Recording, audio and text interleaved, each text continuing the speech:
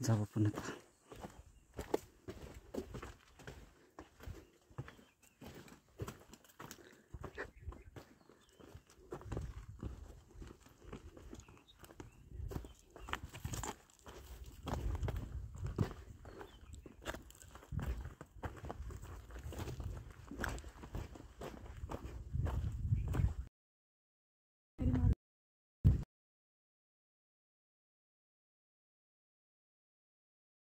कोकण दरवाजातून आपण थोडं खाली उतरल्यानंतर या ठिकाणी असा भुयारी आहे. त्या भुयारी मार्गामध्ये आपण आता जाणार आहोत.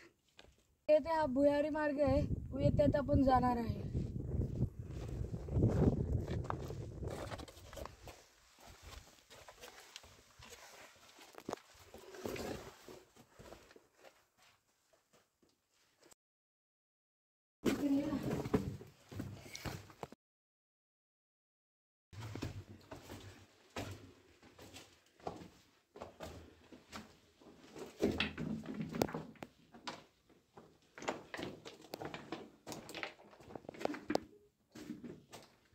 या ठिकाणी बंद होतील थोडा भुयारी मार्ग.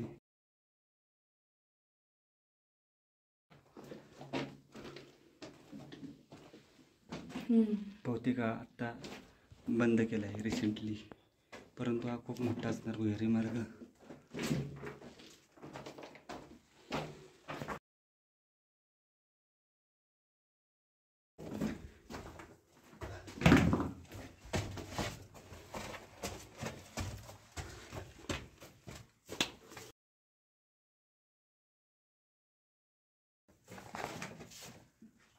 विशाळगडावर आलात ही वास्तू नक्कीच करा. विशाळगडाचं मेन अट्रॅक्शन हेच भुयार आहे.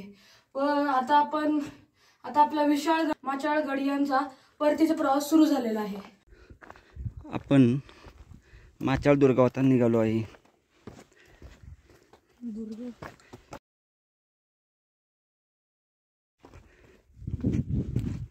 असा हा पायरी मार्ग आहे.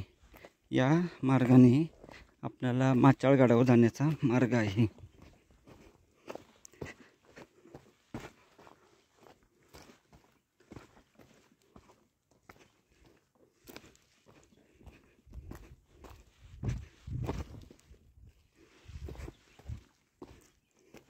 आंबाघाट आपल्याला समोर स्पष्ट दिसतो.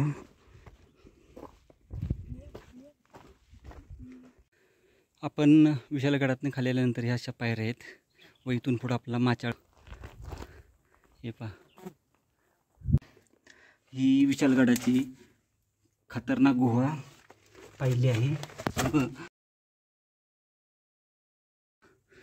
ही विशाळगडावरची गुहा आपण आता व्यवस्थित पाहिली व आपली आता बाकीचे अवशेष किंवा परतीच्या प्रवासाला लागू आणि जे काय अवशेष राहिले ते पाहू. गुहा खूपच सुंदर. हे जे भुयार आहे खूपच सुंदर आहे व थंड हवेशीर आहे. खूप भारी वाटलं.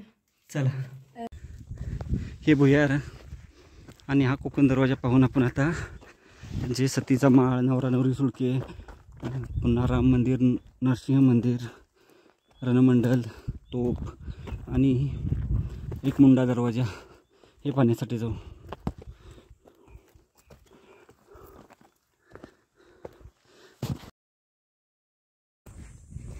तर आपण हे सर्व अवशेष पाहून आता या बाजूने आपण वर जाणार आहोत. कोकण दरवाजा या ठिकाणी एक स्तंभ पाहायला भेटत आहे व समोरच्या बाजूस अजून एक स्तंभ आहे, तोही पाहू आपण.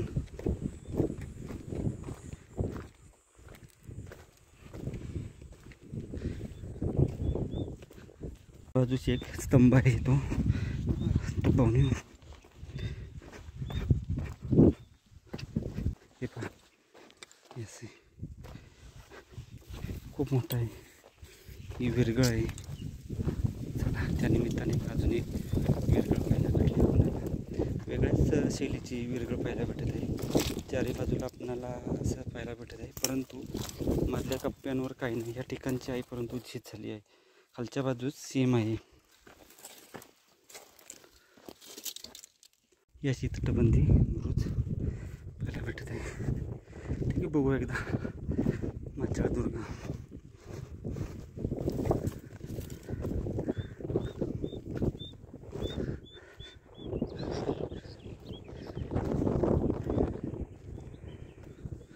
बुरुज बघा केवढा मोठा आहे. या ठिकाणी एक खूप मोठा असा बुरुज पाहायला भेटत आहे.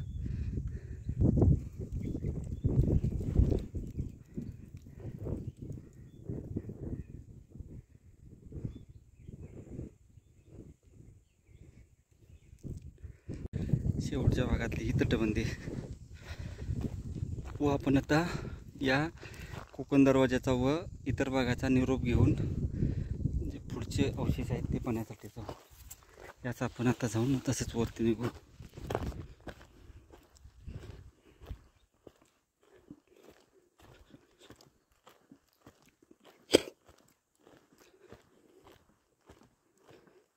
हा एक बुरुज आहे, खाली कोकणचा भाग.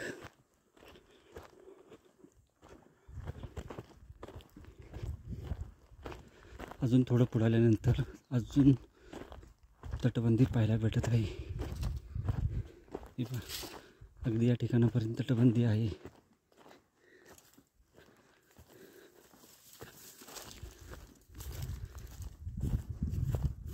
खूप खोल तटबंदी आहे.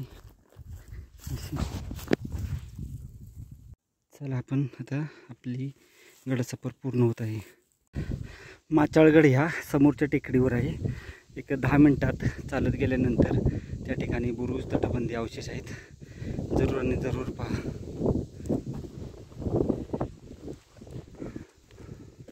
अच्छा, ह्या मोकळ्या रांगेतून आपण आता सरळ चालत राहू.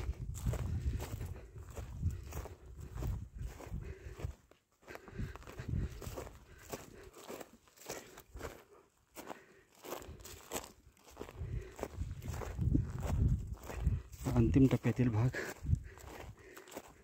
या बाजूला काही तटबंदी दिसत नाही. बघा, नाही, बहुतेक ते नवरा नवरी सुळके आहेत त्या बाजूला.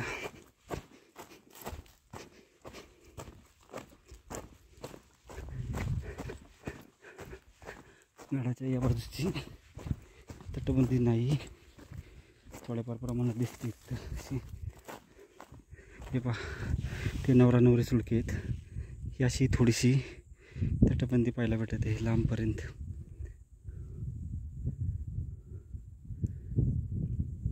बघा, तटबंदी बुरुज बी असणार आहे ते समोरच्या बाजूस. नवरा नवरी सुळक्याच्या दिशेला आल्यानंतर असा हा पूर्ण विशालगडाचा घेरा.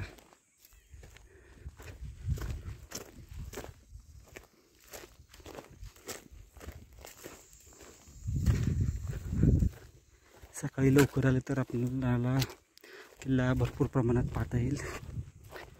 आहेत काही वाड्याचे खूप मोठ्या प्रमाणात आहेत इथे. सगळीकडे तसेच आहेत. शेती आहे का वाड्याचे चौतरे आहेत. माझा ह्या गडाचा सर्वोच्च भाग बालेकिल्ला म्हणलं तरी चालेल असा हा ही जागा आहे. जो सर्वोच्च भाग आहे त्या ठिकाणी आल्यानंतर वेताळ मंदिर आहे. गडाच्या सर्वोच्च भागावर आपणाला असे हे वेताळ मंदिर पाहायला भेटते. खूप सुंदर मंदिर आहे, नक्की भेट द्या. वेताळ मंदिर पाहून आपण आता पुढील प्रवासाला जाऊ. व आता त्याच्यानंतर राम मंदिर तसेच अहिल्या समाधी हे पाहणार आहोत आपण. विशालगड जर आपणाला एका नजरेच्या टप्प्यात पाहायचा असेल तर या ठिकाणी आला तर आपणाला दिसून येईल. हे पहा, त्या ठिकाणी हनुमान मंदिर आहे. त्यामधल्या याच्यात समाधी आहेत अशी आणि भोसलेवाडीत बाकीच्या अवशेष आहेत. आणि वर जर गेलो तर या बाजूला सुद्धा आपणाला बाकीचे अवशेष वगैरे पाहायला भेटतात.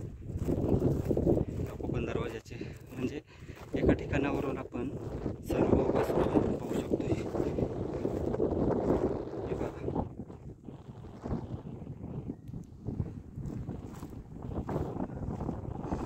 आता आपण अहिल्या अंबिकाबाई आणि अहिल्या समाधी स्थळापाशी पोचून गेलो.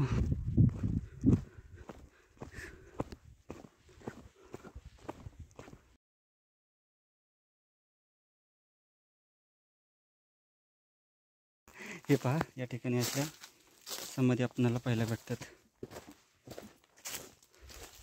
4-5 समाधी आहेत या ठिकाणी. तसली